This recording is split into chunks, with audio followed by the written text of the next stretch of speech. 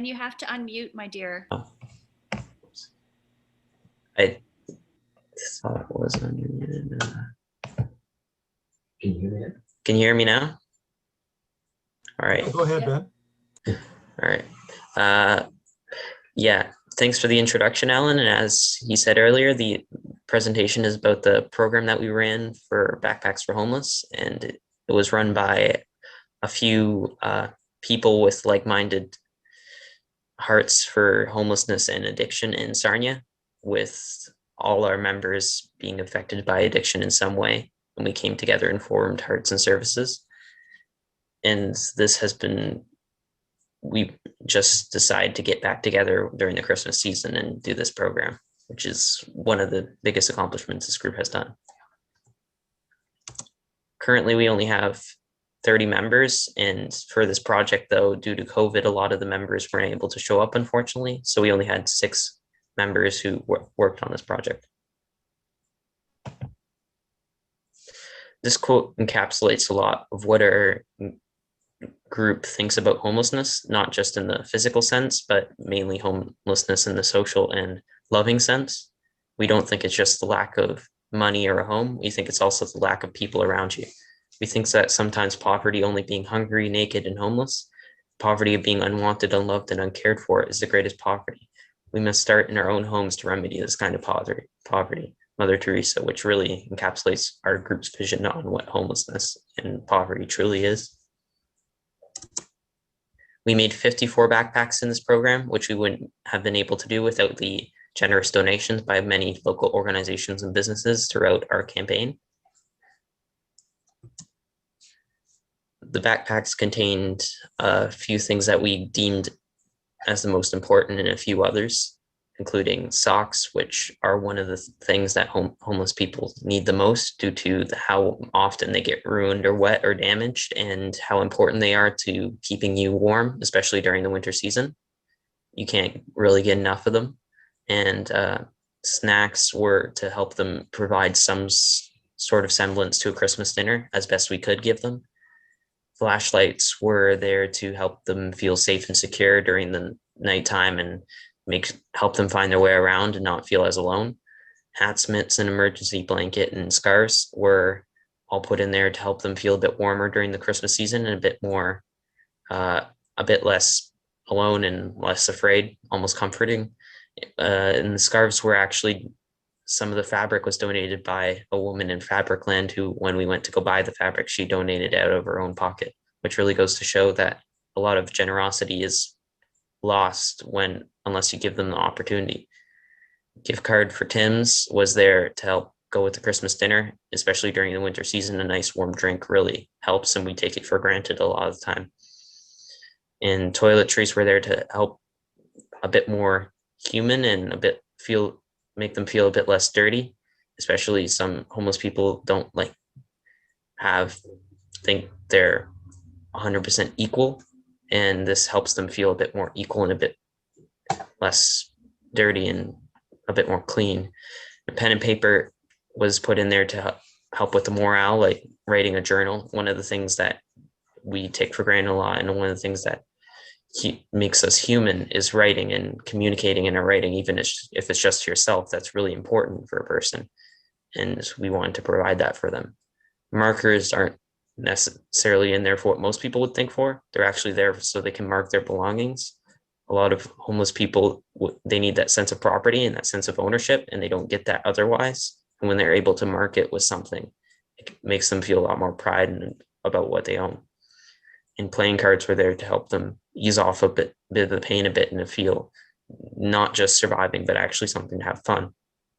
And as I said earlier, we wouldn't have been able to do many of these things without local businesses, organizations, and people donating a lot to our cause. Why did I specifically get involved in Backpacks for Homeless and the Hearts and Services program? Mainly due to my involvement in Scouts, especially when I was young. It really showed me how privileged we are and how some people live, and it gave me an appreciation for community and volunteer work, and really impacted me to continue with it. And that just allowed me to see firsthand what to do. And before, scouts didn't really give me the opportunity to make a big difference. I was mainly working small community projects and that sort of thing, which I didn't feel like I was contributing to the community as much as I could. This gave me an opportunity to do something much bigger and feel like I was doing something impactful.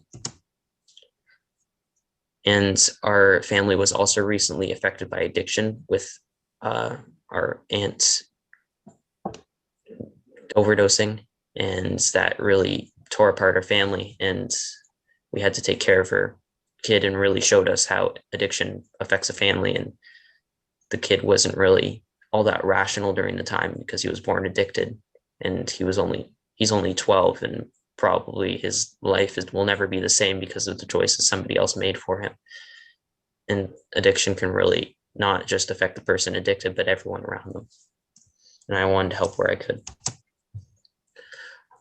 Homelessness in Sarnia isn't necessarily like a lot of places simply due to not being able to have a job or work. It's also due to the drug and addiction process in our community.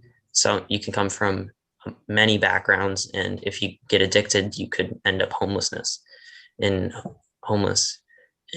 it doesn't really matter where you are. You can always end up there if you come into contact with drugs and mental health issues. The addiction and criminal behavior have become a main part of Sarnia's culture lately, especially due to a lot of COVID and taking over, and a lot of people not having as good mental health as they did before, and especially with the lack of income that the government's getting, a lot of mental health services aren't available to the majority of people, having to face mental health on their own and maybe with just a few friends, which leaves a lot of people turning to addiction and many other means for making them feel a bit less lonely, which aren't the healthiest, and also is not helped by the lack of affordable housing. And as I said earlier, COVID hasn't really helped a lot. A lot of people are being isolated and in their homes with nothing really else besides them and maybe a few people in their home, which leaves a lot of people depressed and a lot of anxiety. With the lack of mental health services is really affecting a lot of people. And a lot of people who were before probably not addicted, a lot of people are becoming addicted because they're having to cope with mental health on their own without really anybody else. And domestic abuse is becoming more prevalent due to people having a lot more tension, being in the same place with each other for long periods of time. And the loss of economic means also leads to more stress, which can eventually lead to a loss of their home. This chart shows that before we were regressing in poverty, but now we are actually increasing in it due to COVID. And now there's more poor people than almost ever. And it's really taken a toll on our society.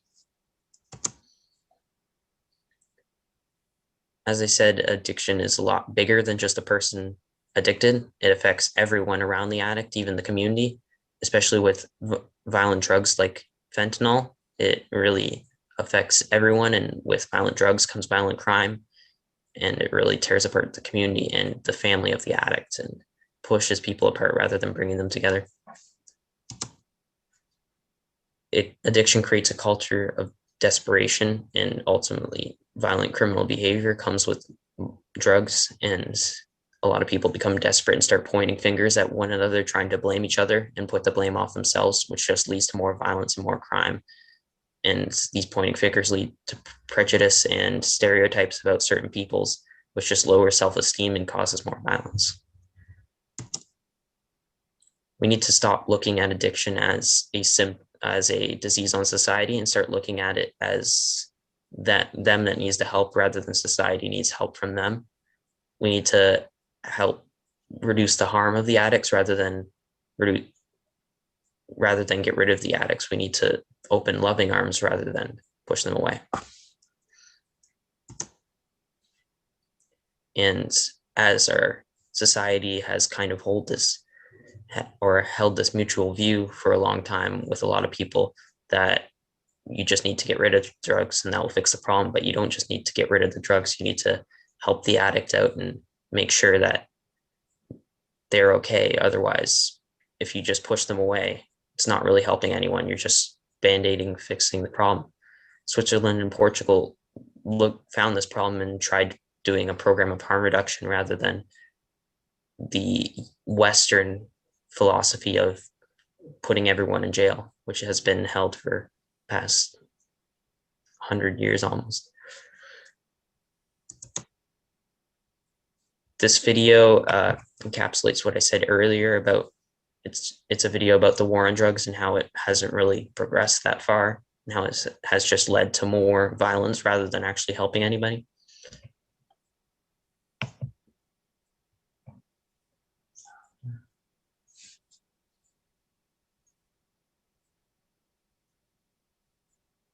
Over 40 years ago, US President Richard Nixon declared drug abuse public enemy #1, starting an unprecedented global campaign, the War on Drugs. Today, the numbers are in. The war on drugs is a huge failure with devastating unintended consequences. It led to mass incarceration in the US, to corruption, political destabilization and violence in Latin America, Asia and Africa, to systemic human rights abuses across the world. It negatively affected the lives of millions of people.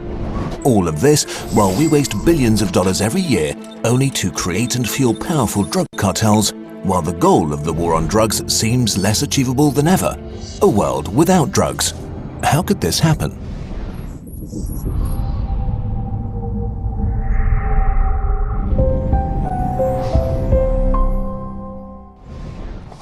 The core strategy of the war on drugs is no drugs, no problems.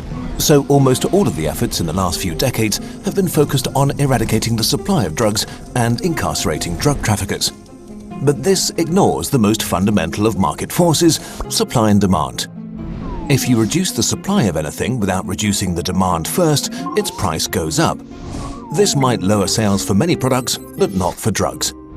The drugs market is not price sensitive. Drugs will be consumed no matter what they cost. So the effect is to encourage production of more drugs and recruitment of more traffickers, which increases availability. This is also known as the balloon effect. Even if drug production or a major supply route is destroyed, the supply for the end user is not reduced. A perfect example of this is crystal meth. The US government tried to stop its production by strictly regulating the sale of chemicals used to manufacture the drug. This forced big meth producers out of business, but the unintended consequences were that thousands of small-scale operations started all over the country, mostly in small towns and rural communities, using chemicals that weren't regulated. In response to this, some US states wanted to reduce the supply of homegrown meth by regulating even more chemicals, which reduced small-scale meth production drastically. But the supply of meth still stayed the same. Mexican drug cartels immediately took over and opened big production operations. Their meth was even better than it was before, and they had loads of experience in smuggling. So all these efforts made meth production more professional, the drug more potent, while supply wasn't reduced at all. You can't win this war on the supply side. Not only are drugs widely available, demand unbroken, and some drugs purer than in the past, with a budget of around $30 billion, the US Drug Enforcement Agency has an efficiency rate of less than 1% when it comes to stopping the flow of drugs into the US and inside the US. For many minors around the world, it's as easy to get illegal drugs as alcohol. But it doesn't stop here. Prohibition may prevent a certain amount of people from taking drugs, but in the process, it causes huge damage to society as a whole. Many of the problems we associate with drug use are actually caused by the war against them. For example, prohibition makes drugs stronger. The more potent drugs you can store in as little space as possible, the more profit you'll make. It was the same during alcohol prohibition, which led to an increased consumption of strong liquor over beer. The prohibition of drugs also led to more violence and murders around the world. Gangs and cartels have no access to the legal system to settle disputes, so they use violence. This led to an ever-increasing spiral of brutality. According to some estimates, the homicide rate in the US is 25 to 75% higher because of the war on drugs. And in Mexico, a country on the front line, an estimated 164,000 have been murdered between 2007 and 2014. More people than in the war zones of Afghanistan and Iraq in the same period combined. But where the war on drugs might do the most damage to society is the incarceration of non-violent drug offenders. For example, the United States, one of the driving forces of the war on drugs, has 5% of the world's total population, but 25% of the world's prison population, largely due to the harsh punishments and mandatory minimums. Minorities suffer because of this especially. African Americans make up 40% of all US prison inmates. And while white kids are more likely to abuse drugs, black kids are 10 times more likely to get arrested for drug offenses. Okay, but is there actually something different we could do? Is there a way out of this mess? In the 1980s, Switzerland experienced a public health crisis related to heroin use. HIV rates skyrocketed and street crime became a problem. Swiss authorities tried a new strategy: harm reduction. They opened free heroin maintenance centers where addicts would be treated and stabilized. Here, people would be given free heroin of high quality, they would get clean needles and have access to safe injection rooms, showers, beds and medical supervision. Social workers helped them find housing and deal with other problems in their lives. The results were a sharp drop in drug-related crime, and 2/3 of the people in the centers got regular jobs because now they could focus on getting better instead of financing their addiction. Today, over 70% of all heroin addicts in Switzerland receive treatment. HIV infections have dropped drastically. Deaths from heroin overdoses have dropped by 50%. And drug-related street sex work and crime has been reduced enormously. So there are methods that are not only way cheaper, but also actually work instead of creating more problems.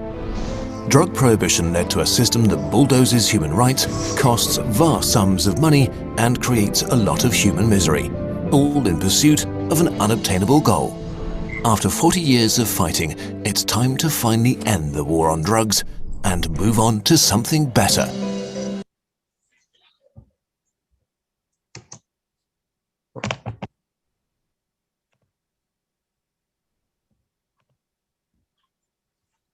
What is next for Hearts and Services as a whole? We're still going to keep the part of our organization where we try to help addicts and help the homeless, but we are trying to make a bigger impact, and that's our plan for the future. We are planning on eventually building some sort of residence and trying to get that plan into coming into fruition. It's only in development stage right now, and we are planning on partnering with a local charity organization, but due to COVID, planning and organization right now is limited compared to what it would be. So we're just trying to plan our best as we can now and hopefully make that a reality. Any questions?